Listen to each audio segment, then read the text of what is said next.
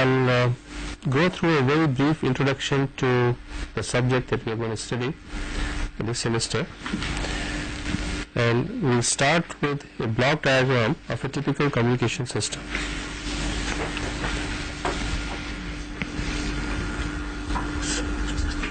A typical communication system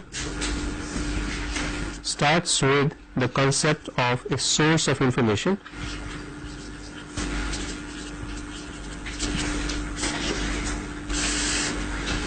which outputs the information of interest which you want to send somewhere. Typically, this information will first have to be converted into electrical form through an appropriate transducer. This source of information, after its electrical conversion, is given to a system, some equipment, which at the moment we'll simply call a transmitter.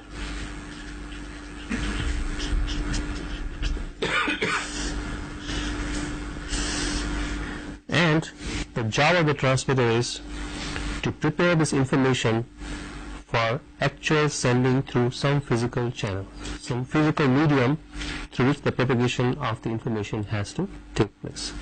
So in a sense, the transmitter matches the characteristics of the signal which is coming from the information source to the characteristics of the medium through which the information has to be transmitted, so that efficient transmission is possible. I will elaborate on this point a little further after a few minutes. And the information is now ready for putting on the channel. The physical channel, the physical medium through which you transmit this information, we will call the channel. So the channel is an abstraction for every kind of physical medium through which you will transmit information.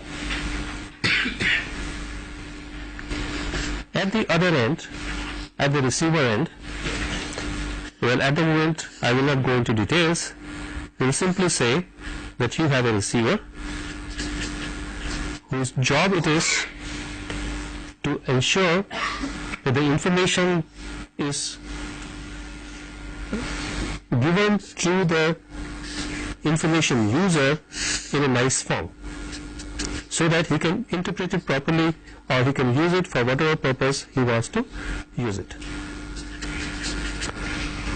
Right?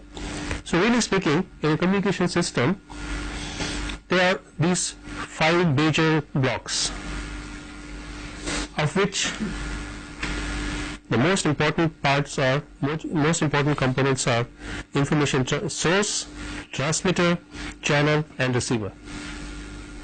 Right? The job of the receiver, as I just mentioned, is to undo some harmful degradations that might have taken place while the signal was being transmitted through the channel. Also, additionally, it will try to amplify the signals, because typically the signal will attenuate as it propagates. But in addition to providing simple amplification, it also has to remove noise. It has to remove other kinds of interference, about which we shall briefly talk in a few minutes. Right? So this is a typical block diagram of an information communication system. Now, what I'd like to do now is spend a little more time on each of these blocks, so that you get a better feel for each of these aspects of communication engineering.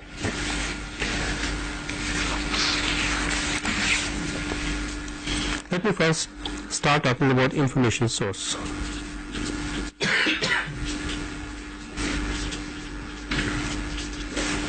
There can be many kinds of sources of information. Right? Our speech is one kind of information. Right? So the most commonly used information source is voice, because human communication 90% of the time takes place through voice communication. So voice or speech, it forms the bulk of information communication that takes place. Right? So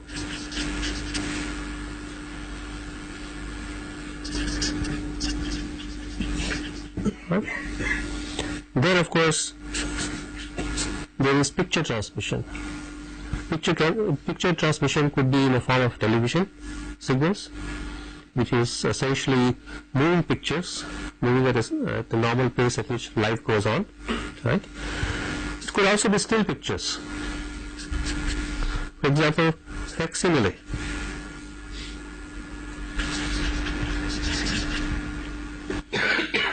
I think I got the spellings wrong, but never mind. So this is transmission of pictures. Right? It could be data from computers, from and to computers.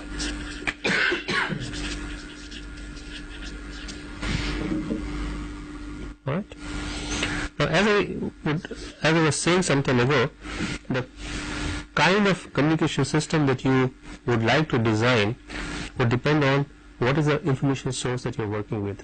Whether you're working with voice, music, audio, TV, facsimile, data, whatever, right? Because each of these kinds of information source has different kinds of requirements from the communication system through which it must be passed so that effective communication can take place. So I like to spend just a few minutes on giving you a feel for the various kinds of information sources that I just mentioned. Right? The data, this is not an exhaustive list, but more or less it captures the essence of various kinds of information, various types of information that you use. For example, you may also, the data that I'm talking about here may not be from a computer. It may be data that you are measuring by using telemetry instruments, right? You will be measuring the parameters of the ocean floor. You put some devices there, right?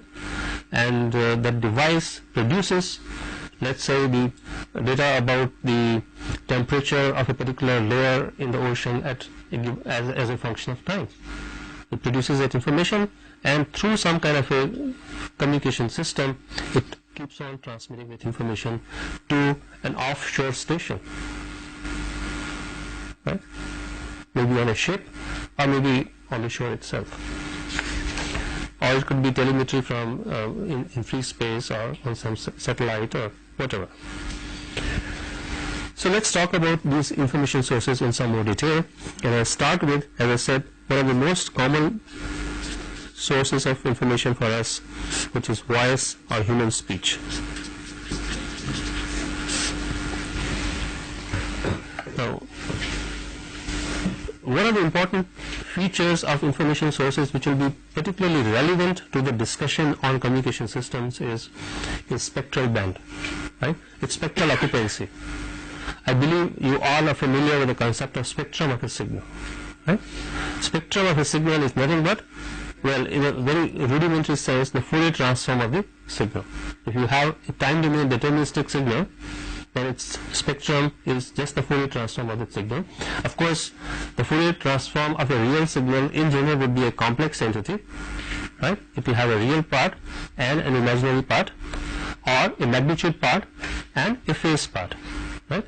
So we can talk about an amplitude spectrum, which is a plot of the amplitude of the various frequency components as a function of frequency, and it could be the phase spectrum, which will be a plot of the phase angles of the various frequency components as a function of the frequency, right? If it is a non-random, it's a non-deterministic signal. If it is a random signal, it is usually better to talk not about the spectrum of the signal, but about the power spectrum of the signal, right? I believe you at least are familiar with these terms, right? At the moment, that familiarity is all that I'm requiring for talking about these concepts, but we'll take up these issues as and when required later in more detail. So, as I said, spectral occupancy of a signal is one of the important attributes that we need to look at when we're talking about communication signals, right? And for a speech signal, for the human speech signal, I'm saying human speech as if we have other kinds of speech, but I think who knows, maybe there are some kinds of animals also who speak to each other. like in Dr. Doolittle or something, but I don't know about that. We're talking about our speech here. Right. So we see that the spectrum has this kind of a nature. It builds up from low energy at the lower frequency end. So this is typically the notation for power spectrum, S of omega, as a function of omega, right? So this what I'm plotting here is, so if I plot power spectrum, then there is no question of phase in the, because power spectrum only gives information about the distribution of power as a function of frequency, right? Signal power as a function of frequency. And typically this is a tool that you employ when you're talking about random signals. And if you model speech as a random signal, it's not really all that random, although there is randomness in it. One can see that the power spectrum looks something like this. Builds up to slightly lower energy at the lowest frequency end.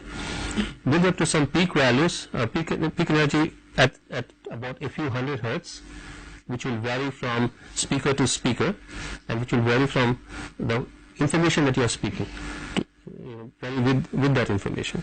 So this spectrum is not really fixed, right? It's just a typical plot that you might see. So as you will see, there will be a few major peaks in the spectrum, but on the whole, the spectrum will start decaying after a few hundred hertz.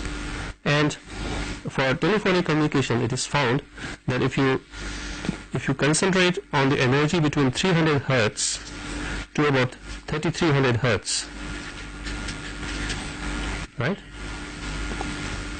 you capture most of the intelligence as well as essence of speech, right, without losing much on either the intelligence or the let's say the quality of speech, right? So for most telephonic communication purposes, the band from 300 hertz to 3300 hertz is the one which is important, right? So that is why we say that a voice band channel has a bandwidth of about 4 kilohertz. That 4 kilohertz includes some guard band, some additional frequency band, to make sure that we don't lose anything, right? So typically the bandwidth of a speech signal is regarded to be less than 4 kilohertz. But I must mention, this is not the actual bandwidth of a speech signal, right? The actual bandwidth, the actual energy plot extends beyond this and goes on up to about 7-8 kilohertz. If you want really good quality, studio quality speech to be heard, you must process that entire band properly, right? But this is the standard values that we take in telephone communication. It's found to be adequate, right? Now, before I leave this signal, I'd just like to say a little bit more about it, right? What can I say more about it? I'd like you to know that speech signal is a highly studied kind of signal. It's a signal which has been extensively researched, right? For various reasons. It has been researched by linguists for their reasons, to understand the nature of languages, the way they are spoken, the way they are perceived by people. So it has that kind of background studies done on it. But from a communications point of view, we'll learn somewhat later that the amount of information that is being conveyed by a signal is not necessarily proportional to the bandwidth of the signal, right? A signal may have a very large bandwidth, right? But it does not necessarily imply that it is conveying a lot of information to us. Now, why I'm saying this? Because again, this is related to the fact that we'll learn a little later that bandwidth is a very important attribute of a communication system. It's a very important resource.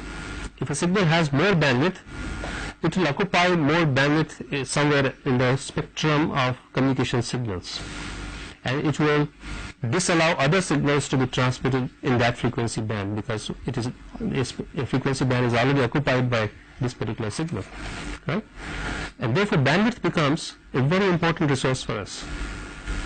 For a communication engineer, as we learn, there are two main resources that we need to deal with. One is the bandwidth available to us, because a large number of people want to communicate to each other. everybody has to work in some band or the other, and it becomes obvious that if they all start talking together, if they all start transmitting information in the same frequency band together, there's going to be a lot of problem, right? They're not going to be able to hear each other. They're just going to hear some junk, right? Which is not very desirable. So bandwidth is a very important resource for us, right? Similarly, power, amount of power that the transmitter outputs is a very important parameter in a communication system. You may have to transmit a large power if you want to send a signal to a large distance, a long distance, right? But at the same time, a large power output of a transmitter is not necessarily a very nice thing to do, right? Not that it implies that you have to have a lot of power at the transmitter, which also becomes a limitation sometimes. For example, if the transmission is taking place from a satellite, right, that you have sent up there, then the amount of power that is going to be available to you for sending is going to be limited by the power that you have on the satellite, right? So at times that is a limitation. But more importantly, when you put a large power in the transmitter output, it has the potential to interfere with other signals, much larger number of other signals over much larger distances, right? So therefore power is a very important resource. The smaller the power that you use, the better and more efficient your communication system is. Yes, please. Once I fix the bandwidth, yes, a particular frequency, why is it interfering, sir? How much ever power I introduce, I have a fixed bandwidth for a particular signal, so how can it interfere with some other signal? Good question. The question is, if I have already fixed the bandwidth of a signal in which no other signal is being transmitted, how it can be a source of interference for others? Well, I will come to this issue a little later, but right now I can say this much: that particular band that is allotted to you is typically allotted to you for operation in a certain area, right? But if you transmit a very large power, you will have a significant component of that frequency in a relatively distant area also, where that frequency band has been allotted to somebody else, right? So therefore it has the potential to interfere, right? So at the moment I will only say this, but I will come back to this point. Right. So the original point that I was making, from which we digressed, was that bandwidth is an important resource. Communication signal has a bandwidth of 4 kilohertz. The voice signal has a bandwidth of about 4 kilohertz, but it does not necessarily mean that the information conveyed by a voice signal when I am talking to you is proportional to 4 kilohertz, is of this order, because this bandwidth is a property of the waveform, speech waveform, that is coming out when I am speaking, right?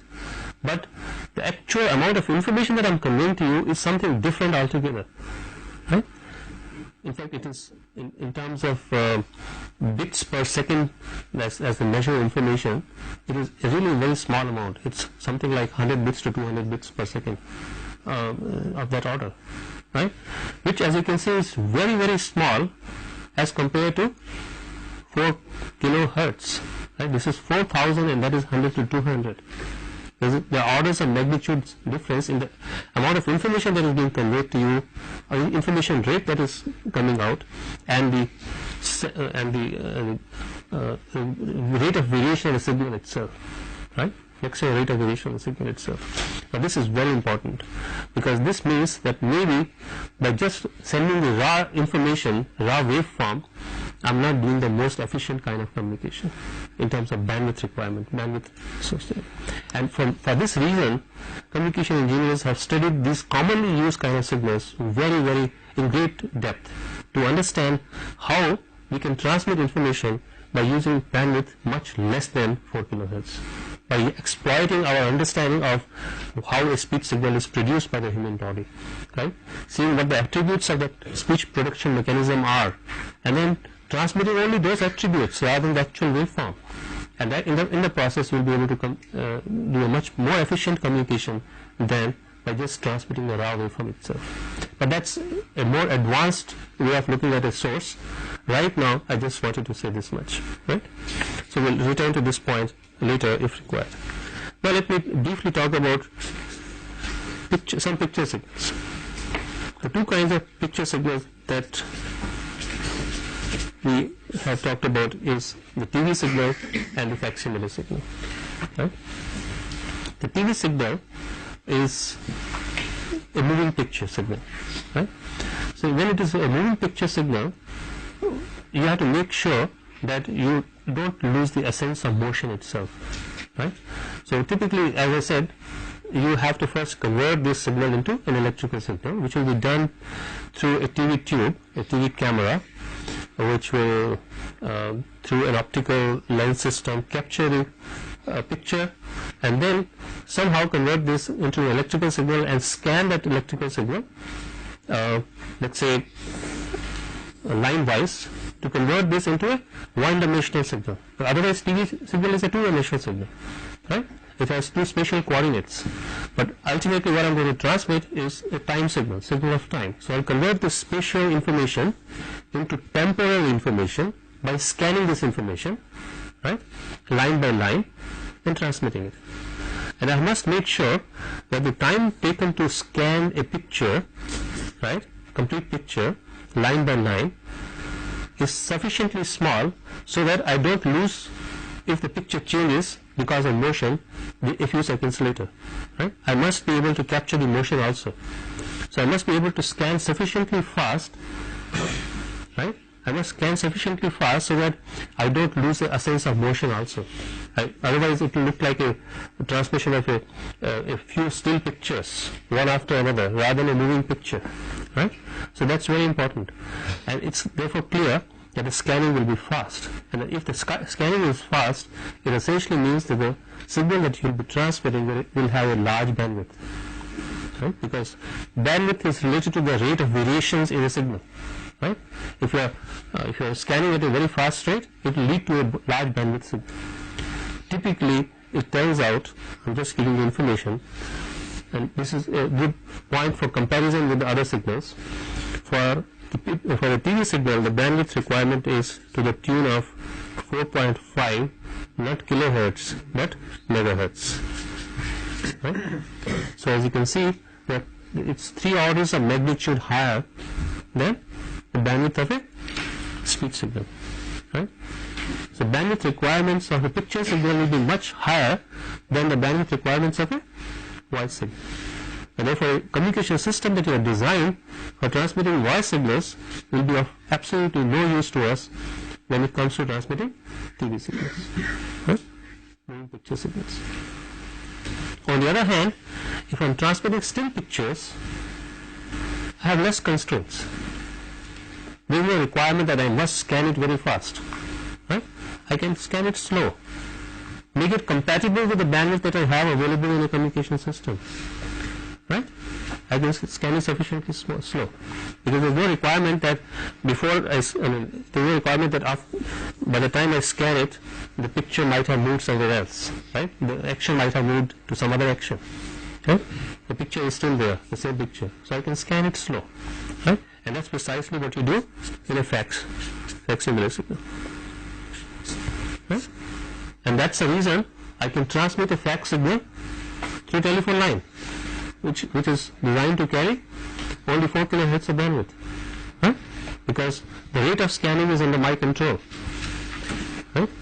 And there is no particular hurry from the point of view of the nature of the picture that I want to transmit to scan it fast. Of course, if I scan it fast, there is an advantage. What is the advantage?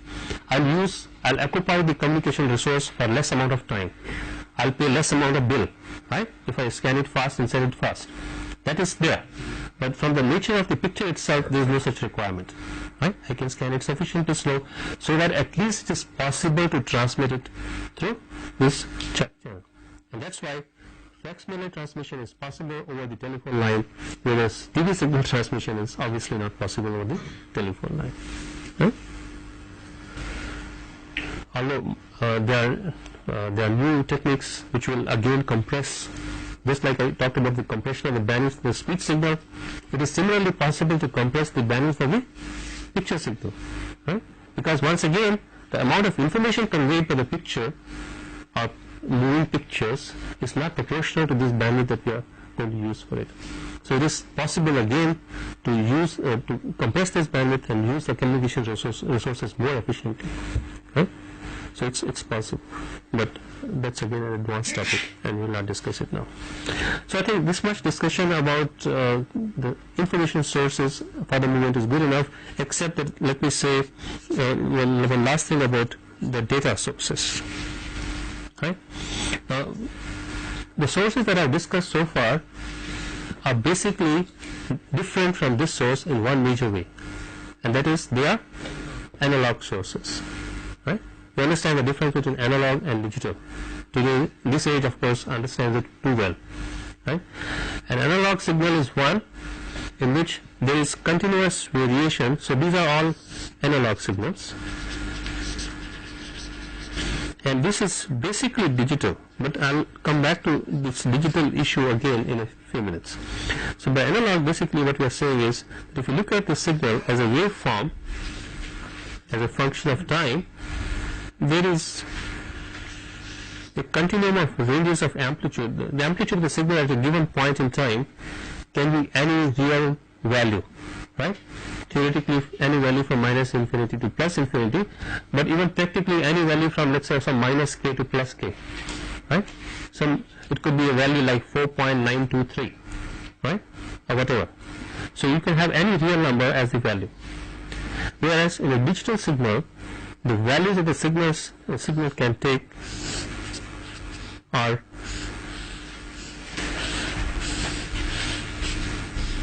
just two. Let's say 1 or minus 1, right? So the signal can only take a binary set of values, or in more general terms, a discrete set of values. Here it's a continuous set of values, any real number between one lower limit to one upper limit. But in this case, it could be 2, it could be 4, it could be 8, but it could be a set of discrete values, right? The binary case is an example, but it could be 4 array, it could be 8 array, right? It could have 8 levels, or 16 levels, or 256 levels. The moment you have that, it becomes a digital signal, right? So that is one essential difference between these three previous sources of information that I talked about and the data signals that we typically tend to use. However, we must remember that the physical world, particularly the physical medium through which you are going to transmit information, is not digital in nature, right? The physical medium, the free space, the cable, right? It looks at the signal as a voltage waveform as a function of time, right? And it hardly bothers whether it is a continuous range or for it is a continuous range. This looks like a continuous thing to it, right? So it treats the signal in the same way. That is, and there is a small issue here. The issue is this really matched to the medium? It's not. The real medium is analog. It has some advantages. We have some advantages when we work with a digital formulation of our signal, right? But the advantage tends to get lost unless we keep in mind that the physical medium through which the information is finally going to be transmitted is still analog in nature. And we have to keep that in mind even when we are transmitting digital information, right? So in digital communication, which is a follow-up subject of this communication, this is an issue on which we spend a lot of time. But right now, it is just a matter of just drawing your attention to this point. Okay. Before I leave the data signals, one last thing I'd like to say about it is the bandwidth requirement of a data signal is something that will depend on. What will it depend on?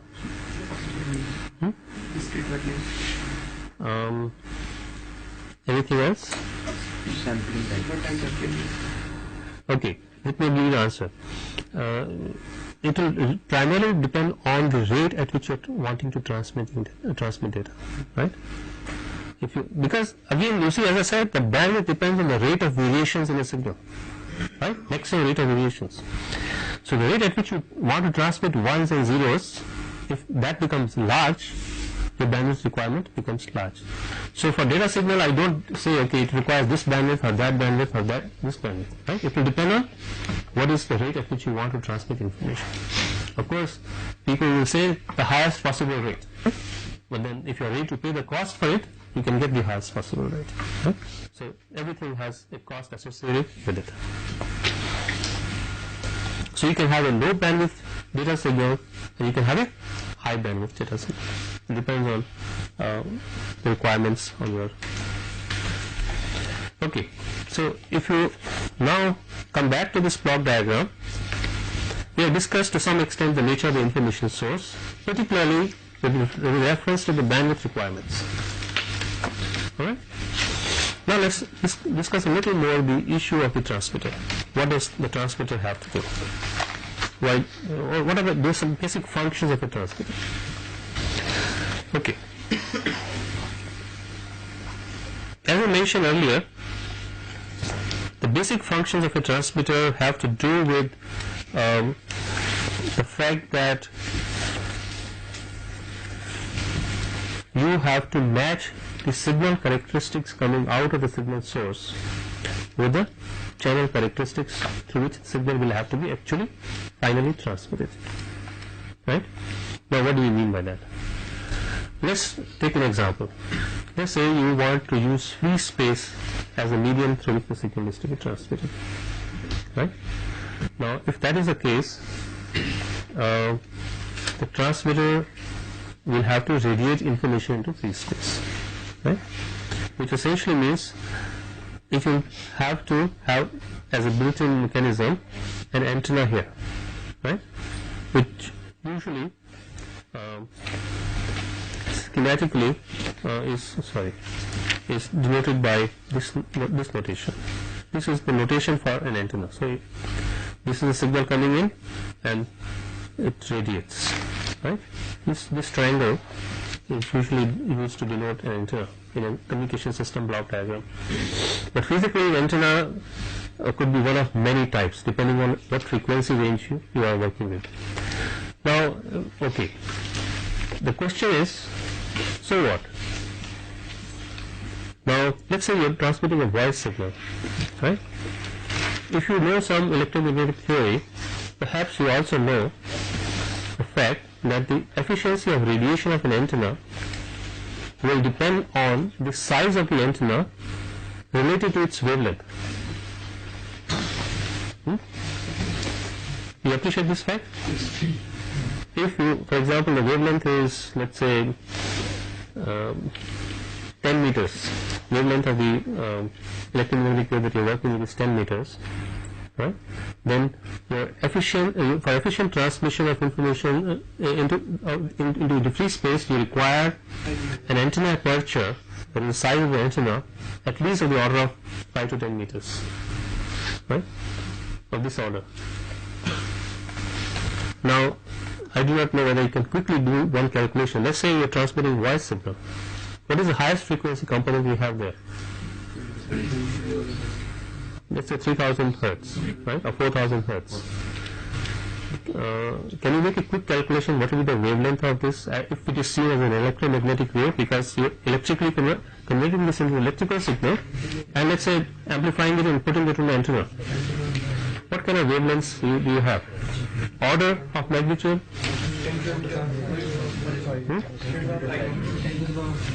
5 meters. Alright, so it's about 100 kilometers, right? Can you radiate it? Unless you have an antenna of that order, that size, it's simply impossible to reach it, right? So you can see there is a problem here. I want to transmit a voice signal through free space by radiation, but the antenna size that will be required will be of a very, very large dimension, right? It will be simply not possible to have such an antenna, right? So what do I have to do? I have to make sure that this signal is first embedded onto some other signal for which the antenna size requirement is much smaller, right? So that's the concept of a carrier. So typically a transmitter would require as another input to it, in addition to the signal, another signal which we call the carrier. The job of the carrier is, as I mentioned earlier, to carry this signal along with it, right? To carry the information signal along with it. Typically, not always, typically the carrier is a pure sine wave signal of a suitable high frequency. Right? Why high frequency? So that it is easy to design an antenna which will be able to radiate it. Right? And so therefore what you do is you have to that brings us to what the transmitter has to do. The transmitter has to put this information appropriately or embed this information appropriately into this carrier. Right? And typically this is done through a process of what is called modulation. Right? You modulate a specific parameter of the carrier along with the signal. For example, the signal might modulate the amplitude of the carrier. Right? Depending on what is the amplitude of this analog signal here, you modify the amplitude of this carrier. So amplitude of the carrier now carries the information, and you get a communication signal which looks maybe, suppose this is your basic information. Signal is a waveform of time, so I'm not be able to draw very precisely, but the modulated signal will look something like this.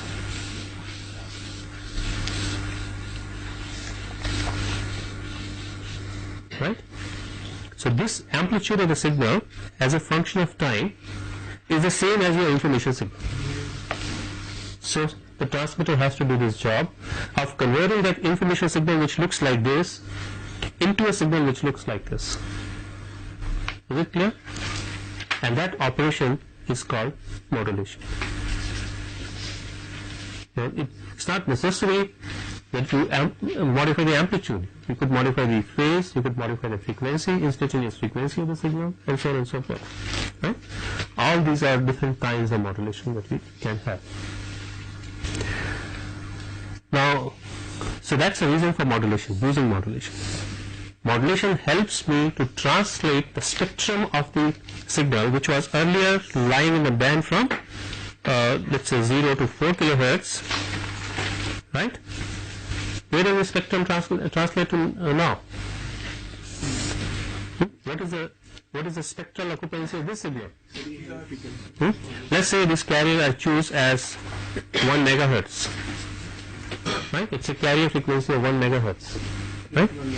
So the center frequency of this will be around 1 megahertz. Right?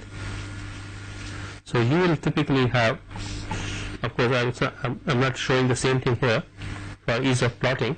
You'll get a signal which has a spectral occupancy in the neighborhood of 1 megahertz. Right? And this bandwidth 4 kilohertz is a very small fraction of 1 megahertz of the center frequency. Right? So more or less the entire signal has the lowest frequency components and the highest frequency components are all of the same order. Right? 1 megahertz minus 4 kilohertz to 1 megahertz plus 4 kilohertz, they are all of the same order of 1 megahertz. So the antenna size required to radiate this would correspond to 1 megahertz rather than 4 kilohertz. So if I ensure the safety of the amplitude in the signal, can I get back the original signal information? That's the whole idea. That you must do this modulation in such a manner that it is possible for the receiver to get back the information. Right? So I can have a demodulator. It is obviously implied here that at the receiver I will have an appropriate demodulator which will undo what the modulator did. Right? So it will be able to extract the information of interest which is in the amplitude of the signal and convert this into the actual signal itself, which was intended to be transmitted in the first instance.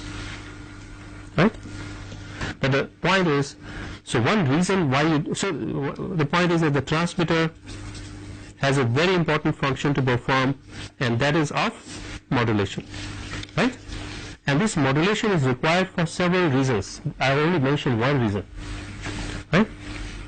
One reason is, what is the reason that we discussed here? Ease of radiation. Particularly, if you are transmitting, this is particularly relevant at this point, if you are going to transmit this information through free space. Right? But there are other reasons why you may like to do modulation. This is a very important reason, right? Suppose I am not transmitting through free space and there is no requirement of radiation. Even then it may be required to go through this process of modulation in some applications, right? Can you think of other reasons? Decay. Attenuation. No, I didn't get that. For security reasons, perhaps we want to shift the No. Security issues. We are discussing very basic fundamentals here. We can increase speed of propagation. No. Okay, that's a point. Another point? Okay, let me summarize some of the points that have been made and some of my own points on this. Let me discuss it on a separate piece of paper. So, other reasons for modulation.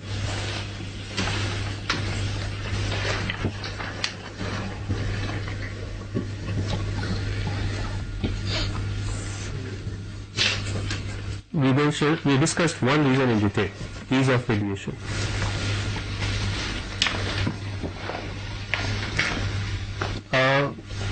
It may turn out that certain frequency bands are highly noisy, or there is a lot of interference in those frequency bands, right? And you like to make sure. Suppose you're transferring several. Okay, let me take a case of say voice transmission, but through a different situation now.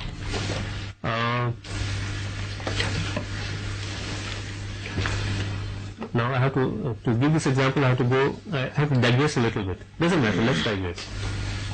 As you know, as far as telephone communication goes, from your subscriber end of the line, that is from your home where the telephone instrument lies, to the local exchange, you basically have one pair of wires which are dedicated to you, right? No problem. But the exchange has to carry out this transmission of this kind of information, which is coming from several subscribers, a large number of users, to another telephone exchange, right? Because after all, you will be talking to anyone, right? From anywhere to anywhere. So now it has to transmit the job of the exchange is to transmit a large number of signals from one location to another location, right? And let's say it has a cable given to it to do the job. Cable has a certain bandwidth, much larger than 4 kilohertz, right? So if the exchange were to put every signal in the same bandwidth from 0 to 4 kilohertz, what will happen? They will all overlap in the spectrum and they will all interfere with each other, right? So what should you do? You should put them in different frequency bands, right? And therefore, once again, we like to do modulation.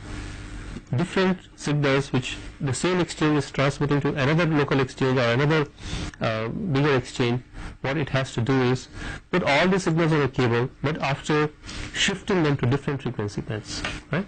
So basically, modulation helps you to carry out what we call frequency translation to different frequency bands.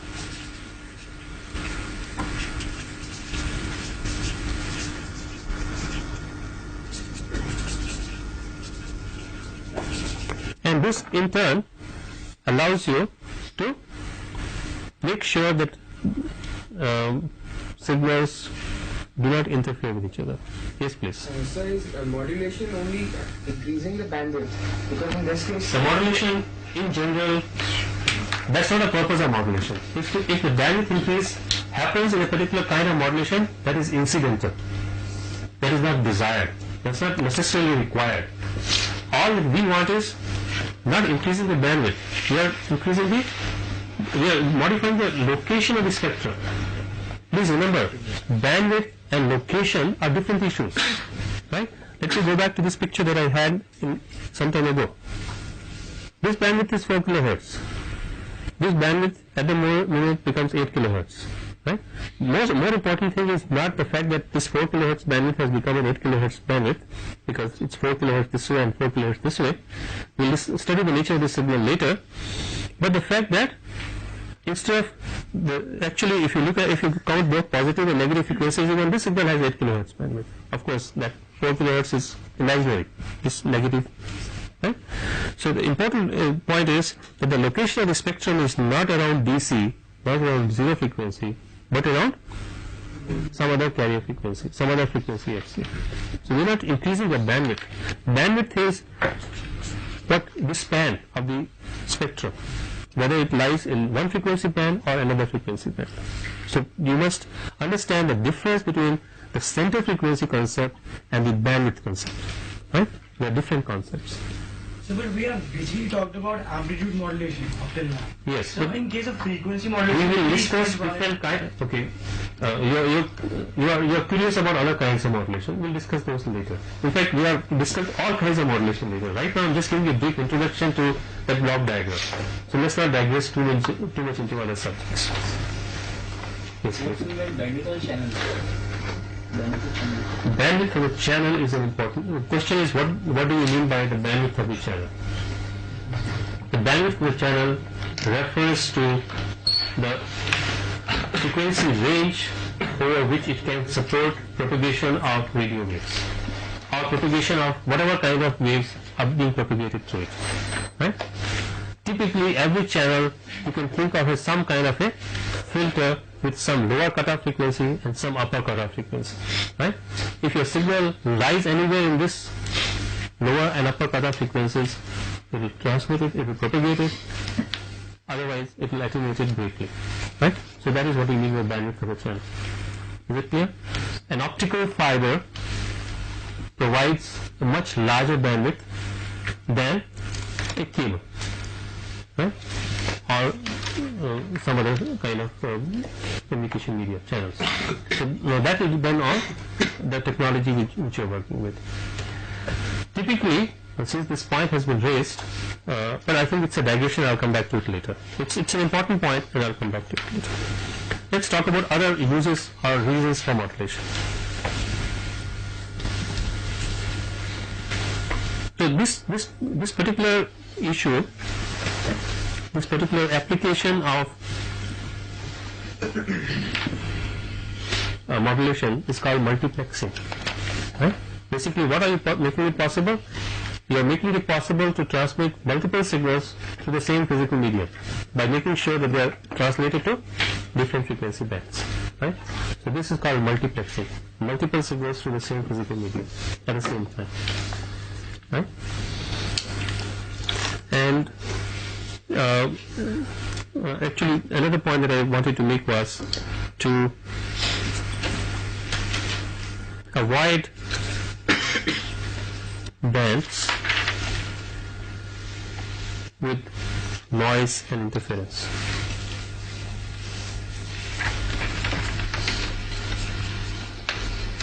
Basically, think of modulation as a frequency translation operation.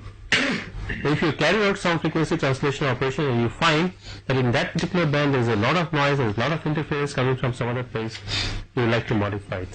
Right?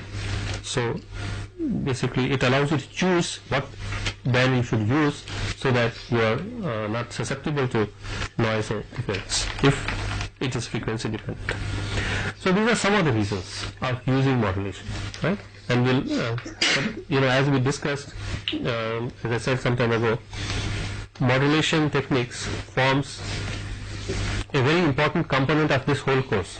So let's not take up all the discussion on modulation right now. Right? We are going to spend a lot of time on various kinds of modulation techniques. Let's now come to the next thing in our block diagram, the channel. Okay. Now, somebody asked me a question about the bandwidth of the channel. So let's discuss channels a little bit in more detail. Right? So, channel, as I said earlier, represents a physical medium.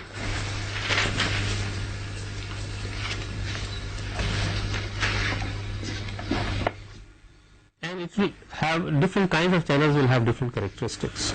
Particularly, let me give you a few examples of this physical medium. You could have free space, you could have cable, you could have optical fiber, right? you can have various kinds of channels, physical mediums. Now, one important characteristic of a channel is the bandwidth it can support, right? And basically, as I mentioned, it's the band. The bandwidth will be determined by the band over which it can support propagation, right? The band of frequencies over which it can support propagation. Right? It will be useful as a home exercise for you to learn about the spectral bands that communication engineers work with. Communication engineers have divided the entire, particularly when talking about free space, this is very relevant, right? The entire range of operation, you see, frequencies, bandwidth are very important resources for communication. So you must know a lot about this. Now, if you look at any of these two books that I mentioned, that is Lattice's book or Hickey's book, you will find information in there about the way the radio spectrum has been divided into different frequency bands, which are standard frequency bands. Right? Starting from, let's say, about 3 megahertz at the lower side. Actually, you have even below 3 megahertz. There is a band called the VLF band, then the low frequency band, and from 3 megahertz to 30 megahertz is the so-called high frequency band. You will find that these bands have been divided in terms of decades, right? So 3 to 30 is one decade, 30 megahertz to 300 megahertz is the next decade, which is typically called the VHF band, very high frequency band, and so on.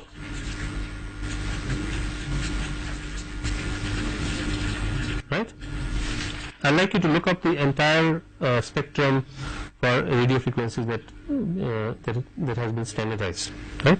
Which is called the VHF band, and so on and so forth. Now, all these frequency bands are in active use by communication engineers for some purpose, some application or another. Right? Each of these bands gives you different kinds of mediums to work with. Right? It's all free space. We're talking about free space, but free space in this frequency range behaves very differently from free space in this frequency range, and so on and so forth. Actually speaking, the actual propagation of a radio waves or electromagnetic waves is quite different depending on which frequency band you are actually working with, because the channel behaves differently for each of these bands. So some of these issues I'll discuss in the next class about free space propagation, but briefly, these two are the easier kind of mediums to work with. Cables, because they're typically coaxial cable or pair of wires that we're working with, and optical fiber. They are typically much cleaner media as compared with free space media. Okay? And therefore the kind of performance that you can get here within the bandwidth limitations of the cable, of course, is much better than what you can get in free space. One last thing that I'd like to say about the channel is, for the purpose of a communication engineer, a channel is not just a physical medium. A channel, when I write a block with channel written in it, right, it is also an abstraction for me. Abstraction in the sense that it is supposed to model, this block is supposed to model all the effects, good or bad, that the entire communication system introduces in the signal. Right? For example, so when I say characteristic of the channel, I will in this block try to model things like attenuation, things like the fact that noise gets added, things like the fact that the signal may go through some distortion, and so on and so forth. All the good and bad things that might be happening to the signal will be modeled by this block. So, when communication engineers draw a block called channel, he's not necessarily just talking about a physical medium, right? He's also talking about the effect that that physical medium and the rest of the communication system introduces on the signal. We'll stop here and we'll continue. Thank you very much.